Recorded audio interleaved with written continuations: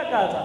الحمدللہ. جب ان کی قرأت کو سنا تو نبی صلی اللہ علیہ وسلم نے کیا کہا تھا کہ الحمدللہ الذی جعل مثلک فی امتی.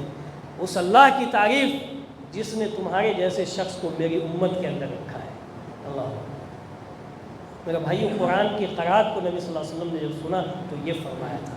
اس لیے قابل مبارکباد ہیں وہ لوگ جن کے سینے قرآن سے آباد ہیں، جن کے سینوں کے اندر اللہ کی آیات محفوظ ہیں. اس سے بڑا انسان اس دنیا میں کوئی ہو ہی نہیں سکتا. اس سے بڑی عظمت اور رفعت اور بلندی والا کوئی ہو ہی نہیں سکتا.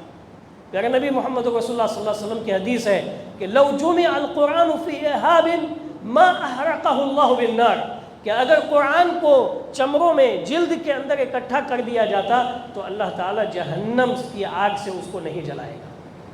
اس جلد کو، اس چمڑے کو اللہ تعالیٰ نہیں جلائے گا. سبحان اللہ. تو جس سینے کے اندر یہ قرآن، انسان کے سینے کے اندر یہ قرآن محفوظ ہے، کیا اللہ تعالیٰ اسے جہنم میں ڈالے گا؟ اللہ. قرآن تو اس کے دائیں ہوگا، اس کے بائیں ہوگا، اس کے آگے ہوگا، اس کے پیچھے ہوگا، اور اپنے رب سے حجت کرے گا، سفارش کرے گا. اقرؤوا القرآن فإنه يأتي يوم القيامة شفيعا له. قرآن پڑھو اس لیے کہ وہ تمہارے لیے قیامت کے دن شفیع بن کر کے آئے گا. اور حدیث کے اندر موجود ہے کہ گویا کہ دو چھتریاں ہوں گی، دو بدلی ہوں گی، اور یا پھر حدیث کے اندر اس کی تفصیل ہے کہ دو پرندوں کے دو جھنڈ ہوں گے، اور یہ دونوں کے دونوں اب اللہ رب العالمین سے یہ حجت کریں گے، سفارش کریں گے کہ اللہ ان کے حق میں میری سفارش قبول فرمائیے، ان کے حق میں میری سفارش قبول فرمائیے. یہی نہیں بلکہ دنیا کے اندر ان کو جو مقام اور رتبہ ہے اس کی تفصیل کا اس وقت موقع نہیں، اور انشاءاللہ یہ سلسلہ رہا تو اور بھی باتیں آتی رہیں گی. دنیا میں بھی نبی صلی اللہ علیہ وسلم نے فرمایا کہ یؤم القوم اقرؤہم. تم میں کا جو قرآن سب سے زیادہ پڑھنے والا ہوگا وہ تمہارا امام ہوگا، چاہے وہ جس تعلق سے، جس برادری سے تعلق رکھتا ہے. یہ سالم مولا ابی حذیفہ جن کی نسل کا کوئی ٹھکانہ نہیں ہے، باپ کا پتہ نہیں، دادا کا پتہ نہیں کون ہے، لیکن جب اسلام قبول کیا اور اللہ کی کتاب کو اپنے سینے سے محفوظ رکھ لیا تو امام بن گئے. اور جب قبا میں کبار صحابہ کرام ہجرت کر کے قبا کے اندر موجود تھے تو کون امامت کر رہے تھے؟ کون امامت کر رہے تھے؟ یہ سالم مولا ابی حذیفہ. اور ان کی امامت میں کون نماز پڑھ رہا تھا؟ یہ عمر ابن خطاب امیر المؤمنین، وہ نماز پڑھ رہے تھے ان کے اس میں. نبی صلی اللہ علیہ وسلم نے کہا یؤم القوم اقرؤہم. تم میں کا وہ امام ہے جو قرآن کو سب سے زیادہ پڑھنے والا. قرآن کی فضیلت تو اس پڑھنے والے کو ہوگا ہی، اس کے علاوہ اس کے والدین کو، آپ قرآن کی عظمت کا اندازہ لگائیے کہ اس کے والدین کو اللہ تعالیٰ قیامت کے دن، طبرانی اور حاکم کی روایت اور صحیح روایت ہے، ترمذی کی روایت کے اندر موجود ہے کہ اللہ تعالیٰ اس کے والدین کو نور کا تاج پہنائے گا. نور کا تاج، ضوءہ مثل ضوء الشمس.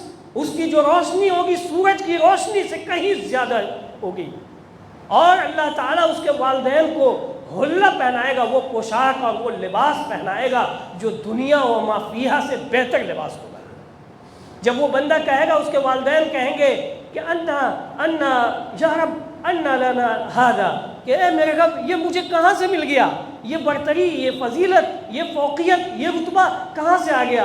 تو اللہ رب العالمین کہے گا کہ تمہارے اس بچے کی وجہ سے جس کو تم نے قرآن کی تعلیم دلائی.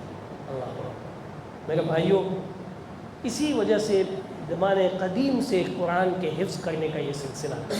اس لیے قابل مبارکباد ہے وہ لوگ. ایک باپ کے لیے، ایک والدین کے لیے اس سے بڑی سعادت اور کوئی نہیں ہے، اس سے بڑی سعادت اور کوئی نہیں ہے اس دنیا کے اندر کہ اس کا بچہ حافظ ہو اور عالم. دنیا کی ساری دولت اس کے قدم کے نیچے ہے اگر اس کے پاس اس کی قدر ہو تب. اگر اس کے پاس اس کی قدر ہو تب کہ اگر کسی کا بچہ حافظ اور عالم ہے تو اس سے بڑی دولت اس کے پاس اور کچھ نہیں ہے. دنیا و ما فیہا سے اس کے پاس بہتر ہے. آپ دیکھو کہ ایک حلہ جو قیامت کے دن جنت کے اندر اللہ تعالیٰ اس کے والدین کو پہنائے گا دنیا و ما فیہا سے بہتر ہوگا. آپ اندازہ لگا لیجئے اس کے رتبے کا اور اس کے فضیلت کا. آج ہمارے معاشرے میں حفاظ کی کتنی قدر ہے. یہ مدارس کے اندر ہماری کمزور طبقے کے لوگ جاتے ہیں قرآن کو حفظ کرنے کے لیے. ہم تو کسی اور برانڈ